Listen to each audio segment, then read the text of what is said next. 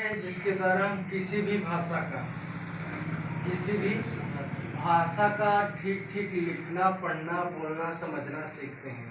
कहने का तात्पर्य यह हुआ कि जो व्याकरण होता है वो हर एक भाषा का अपना एक निर्धारित व्याकरण होता है।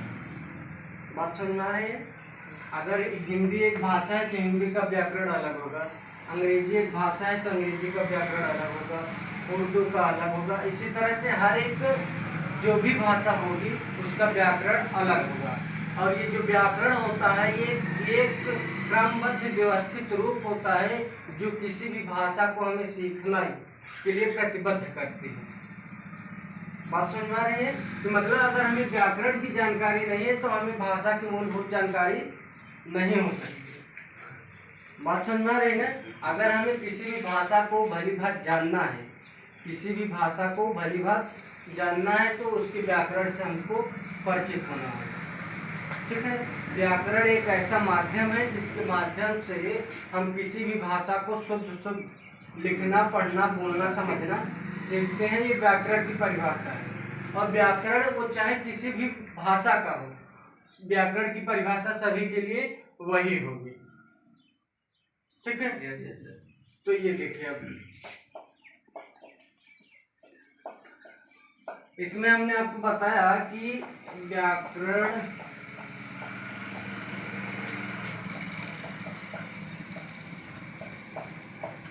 वो प्रक्रिया है जिसके माध्यम से या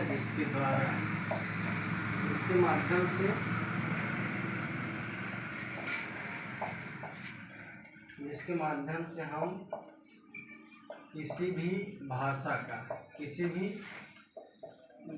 का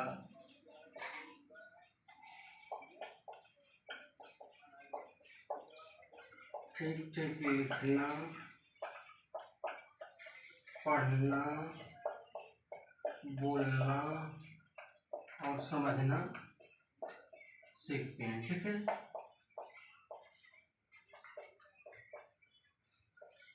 ये व्याकरण की परिभाषा आपको स्पष्ट हुई कि अब देखिए ये जो आधारभूत एक संरचना बन के तैयार हो रही है ये पूरा डिपेंड करता है किस पे? भाषा पर। ठीक है ना? कहने का तात्पर्य ये है कि भाषा, अगर कोई भी भाषा होगी तो उसका अपना एक निर्धारित व्याकरण होगा। जैसे अंग्रेजी का तो वो एक अलग। ठीक है ना?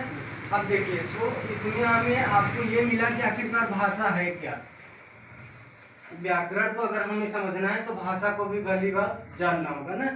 तो भाषा, अब जैसे हम आप एक दूसरे से बातचीत कर रहे हैं तो ये हम आप भाषा जो हम हिंदी, ठीक है ना, हिंदी में बात कर रहे हैं, ये एक भाषा है। अगर आप अंग्रेजी में बात करें तो अंग्रेजी की भाषा होगी। कहने का मतलब ये होता है कि जिसके माध्यम से हम अपने विचारों को अभिव्यक्त करें। ठीक है ना? जिसके माध्यम से हम अपने विचारों को अभिव्यक्त करें वो क्या कहलाती है? भाषा। बात सुन में आई ना? देखिए, भाषा क्या है? जिसके माध्यम से हम अपने विचारों को, भावों को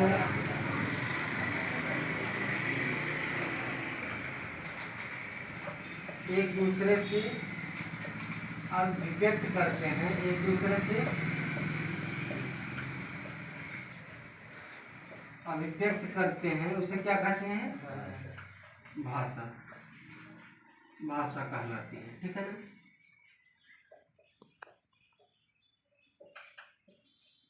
अब ये जो भाषा होती है अपने आप में एक विस्तृत रूप है, एक विस्तृत रूप है। कहने का तात्पर्य है कि जैसे हमारा ये एक शरीर है, हमारा एक ये शरीर है, तो शरीर की जो मूलभूत इकाई होती है वो कोशिका होती है ना। तो इसी तरह भाषा ये एक शरीर के रूप में या शरीर के समान आप कह लीजिए। जैसे शरीर की सबसे छोटी इकाई कोशिका है और कई कोशिकाओं के मिलने से ऊतक और कई ऊतकों के मिलने से अंग और कई अंगों के मिलने से अंग तंत्र और कई अंग तंत्रों के मिलने से एक शरीर का निर्माण होता है। इसी तरह उतने ही पार्ट आपको इसमें भी मिलेंगे। जैसे कह लिया जाए तो भाषा से छोटा जो होता है अंश या फिर आप जैसे भाषा की सबसे छोटी इकाई जो है वो क्या है? वर्ड है।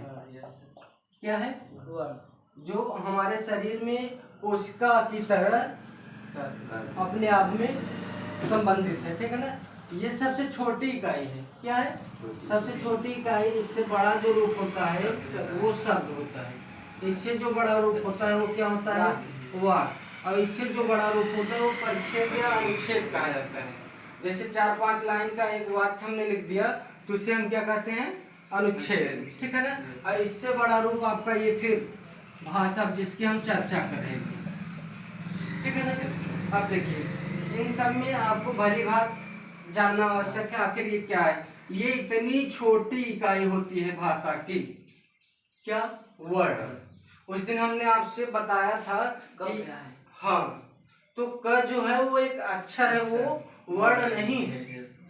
अगर शब्द और वर्ड के बीच में हम एक और ला दे तो वो अक्षर होगा। क्या होगा? अक्षर है कि नहीं? तो देखिए जो वर्ड है वो सबसे छोटी, इतनी छोटी इकाई है कि उसके हम और टुकड़े नहीं कर सकते, उसे हम और छोटे भागों में विभाजित नहीं कर सकते। ये आप समझ पा रहे हैं? देखिए यहाँ तक समझ में आ गई बात?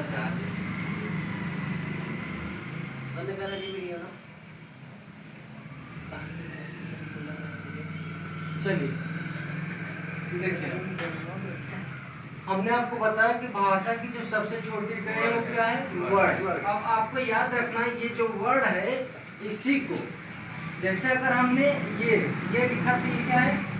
म है ना। ये जब हमने लिखा तो ये म क्या है? वर्ड। लेकिन इसी का दो रूप होता है, एक मौखिक रूप होता है और एक लिखित रूप। लिखित रूप को ये वर्ड कहा जाता है और मौखिक रूप को इसी को हम क्या कहते हैं? ध्वनि। क्या कहते हैं? ध्वनि। तो कहने का तात्पर्य है कि ध्वनि जो होती है वो वर्ड का उच्चरित रूप होता है। जैसे हम लोग वो ओम का हम बात करते हैं ना, ओम ऐसा कहते हैं ना, तो वो ध्वनि होती है। जब आप हाँ उच्चारण कर रहे होते हैं किसी भी चीज का, अब जाहिर सी बात है कि कोई भी चीज आप बोलने से पहले उसका उच्चारण ही करेंगे। जैसे हमने कहा म, तो ये ध्वनि निकल है, लेकिन अगर इसी को हमने लिख दिया तो ये क्या हो गया? वर्ड। बात समझ में आई ना? तो ये जो वर्ड का मौखिक रूप या उच्चरित रूप होता है वो आपका ध्वनि कहा जाता है, और यही लिखित रूप में अपने आप में वर्ड कहा जाता है। तो बात समझ में आई? और जो वर्ड होता है इसकी परिभाषा हमने आपको बताई कि वर्ड भाषा की सबसे छोटी इकाई होती है जिसे और भागों में विभाजित नहीं किया जा सकता। ये क्या है आपके? स्वर और व्यंजन, ठीक है ना। यहाँ तक स्पष्ट हुआ? ये स्वर और व्यंजन जो मूल स्वर होते हैं वो अ से लेके अह तक में आपके अंग और अह नहीं लिए जाते। अंग और अह नहीं लिए जाते। क्यों? क्या? तो ये राइट हो जाए। हाँ 11 ही होंगी, ठीक है ना, क्योंकि वो आपके स्वर में होते हैं, स्वर में भी लिए जाते हैं, व्यंजन में। उन्हें अयोग अवाह कहते हैं। अयोग अवाह का मतलब ये हुआ ये स्वर के साथ नहीं जुड़ रहे हैं। अंग अह स्वर के साथ नहीं जुड़ते, मतलब अयोग, इनका जोड़ नहीं बन पाता, इसीलिए इन्हें अयोग अवाह कहा जाता है। इन्हें व्यंजन की भी श्रेणी में रखते हैं और स्वर की भी श्रेणी में रखते हैं। बात सुन में यहाँ तक? अब देखिए वर्ड से जो बड़ा रूप होता है वो क्या कहलाता है? शब्द। शब्द से जो छोटा रूप है वो क्या है? अक्षर। बात समझ में आई ना? जो अब देखिए इसमें आपका अ से लेके और तक जिसमें 11 और इसमें पूरे के पूरे 33। लेकिन हाँ ये स्वर और व्यंजन, स्वर और व्यंजन का क्रमबद्ध व्यवस्थित रूप वर्णमाला कहा जाता है, जो हमें शुरुआती या प्रारंभिक कक्षाओं में पढ़ने को मिलता है। लेकिन वो अक्षर में संयोजित होता है, वो अपने आप में अक्षर में संयोजित होता है, वो स्वर और व्यंजन के रूप में नहीं होता। हमने उस दिन आपको बताया था कि ये जो क है ये अक्षर है, न कि आपका ये वाला स्वर और व्यंजन है। ये आपका क्या है, स्वर है, और ये आपका व्यंजन है, और ये फिर आपका क्या है, अक्षर।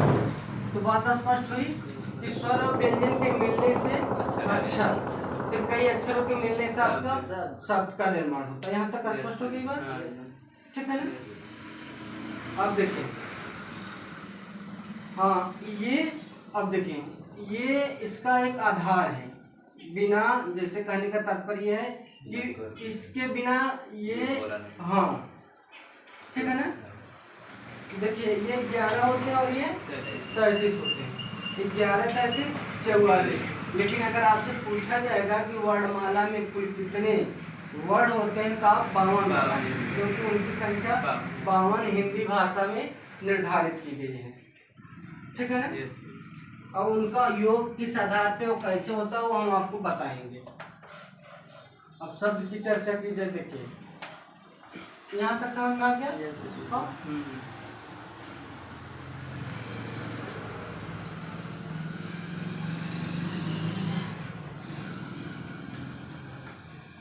देखिए शब्द ना, जैसे हम अंग्रेजी में कहते हैं द ग्रुप ऑफ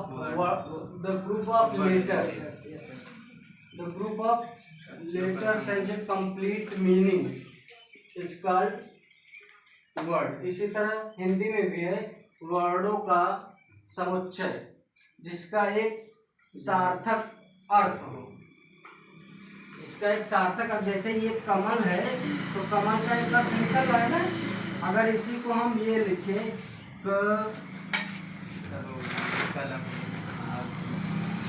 तो ये सार्थक शब्द नहीं है, ये निरर्थक शब्द कहा जाएगा। क्या कहा जाएगा? निरर्थक शब्द, ठीक है ना। तो शब्द की परिभाषा में आपको क्या बताएंगे?